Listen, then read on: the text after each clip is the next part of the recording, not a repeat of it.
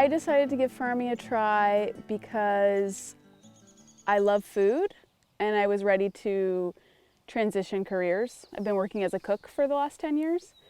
And so food's been really central to my life for a long time. I was also living in Alaska where we don't have access to a lot of fresh food. And yeah, I just feel like I've been kind of inching ever closer toward the source and was ready to give it a go. I have done some woofing and like volunteering on farms before and always found those experiences a little bit lacking. I mean, it's really variable what kind of experience you're gonna get. So I knew from that I wanted something that was sort of structured and had a real focus on teaching. Like I didn't want to just come work on a farm. I actually wanted to learn what it means to be a small organic vegetable farmer. The first one that comes to mind is the financial challenge. I mean, we're getting paid a small stipend and I get this housing provided. It's, it's kind of like glamping. This is just a basic room, and I have power, which is awesome. So I have like my little heater in there and I have lights, and we have kind of just like a modified outdoor kitchen essentially. So, it's not totally rough in it, but I was coming from just living in a house with housemates or my own apartment. That's a little different. And then was working a full-time job for the state of Alaska. So it was making good money and, finances were not an issue. And now doing this, it's just kind of like you have to, live with a little bit less. You're really here for the experience of learning. It's not a money-making thing. And I think in some ways that sort of is a good reflection of what's to come with farming. It's not the most lucrative career that a person could pick, but you also get to then experience the benefits of like living on a beautiful property, living more simply, eating what's available in season. It's a huge perk of being here. But yeah, that's definitely a challenge. Just getting used to a slightly different lifestyle. Yeah, I've always been really interested in like the history of like the women's rights movement, and then in college I did a lot of work on like first generation immigrants and their access to food, and I think it's just a really underserved population, as well as like my own history with food. It's like, like we were pretty poor when I was a kid, and so like just learning how to like grow my own food as a kid was like, whoa, this is amazing. I can feed myself. And so just like making food accessible to everyone is really important to me. So I decided that I would pay off like as much of my school loans as I could. And once I got to a good like solid point, I would start to like to educate myself more on like the practical parts of farming, because I've been able to read books and have my own garden, which is really great. But it's been like 5 years in the making of like educating myself, and then now I can like start doing it. So I've tried to do some other internships in the past, but it just didn't really work out because it would always be so far away and you wouldn't get any money for it. And because you're so far away, like you couldn't have another job really.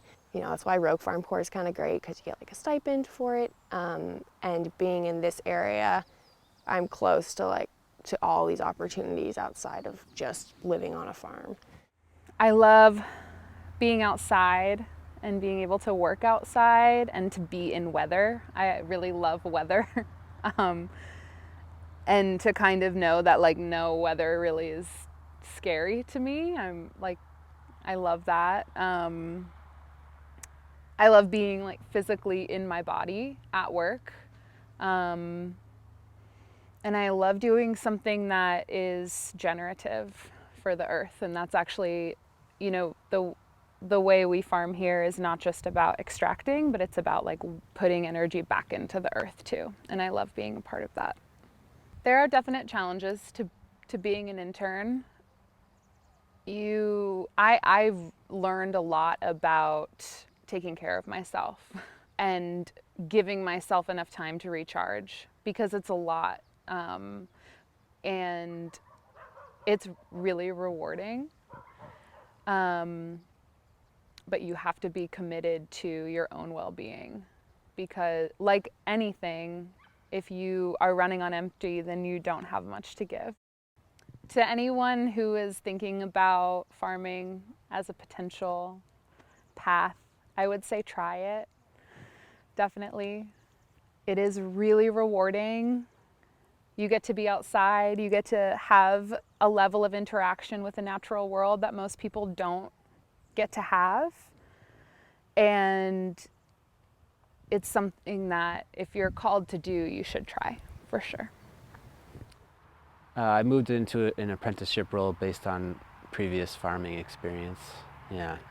I used to cook for a living for about 7 or 8 years, and then I got a little bit worn out on that, but still, had spent all that time building a passion for food, and I wanted to kind of get into farming, so I went and woofed on a permaculture farm in Hawaii on the Big Island, raising dairy goats and dairy sheep and chickens and ducks and rabbits and doing some fruit stuff as well.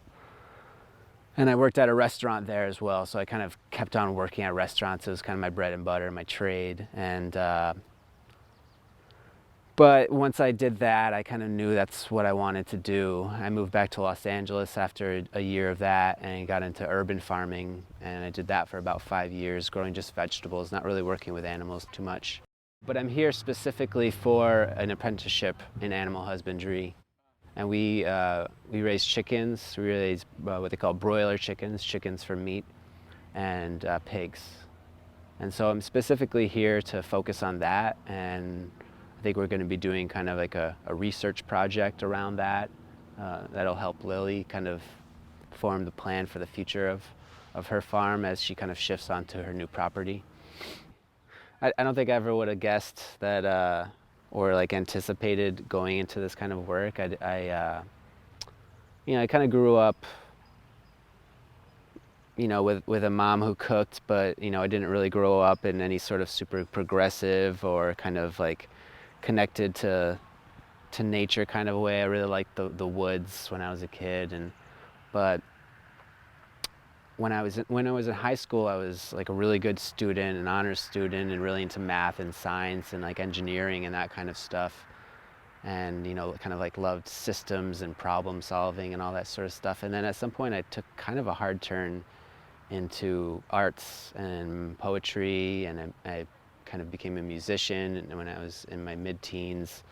And I just kind of veered off into the artist's life a little bit, and then went to school and studied poetry in college, and then got into cooking just in a sort of happenstance way. But I remember baking with my mom when I was a kid. So this is kind of a long-winded answer, I guess, but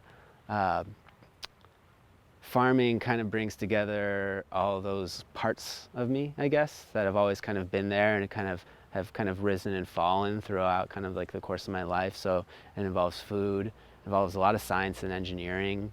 The best farmers are really kind of scientists and kind of practice the scientific method and are observant, and they're mathematicians and business people, and they're also artists, and they also, the farmers, at least in the style that I find valuable, are ecologists as well. I think that probably the biggest thing that people say, especially after their first year, is just how much there is to learn. There's just so much, right? Because again, putting a seed in the ground and making it grow, people get the hang of that. Some people are better at that than others, but that's not necessarily such a complicated process. But everything else that goes into it, knowing when to harvest, post-harvest handling, how to get your crops to market, how to sell those crops once you get them to market, all the things that you have to do that go above and beyond just, growing a plant are probably, I think people start to understand the depth of what they would be doing if they were farmers. And a lot of it, I think, does come down to system management.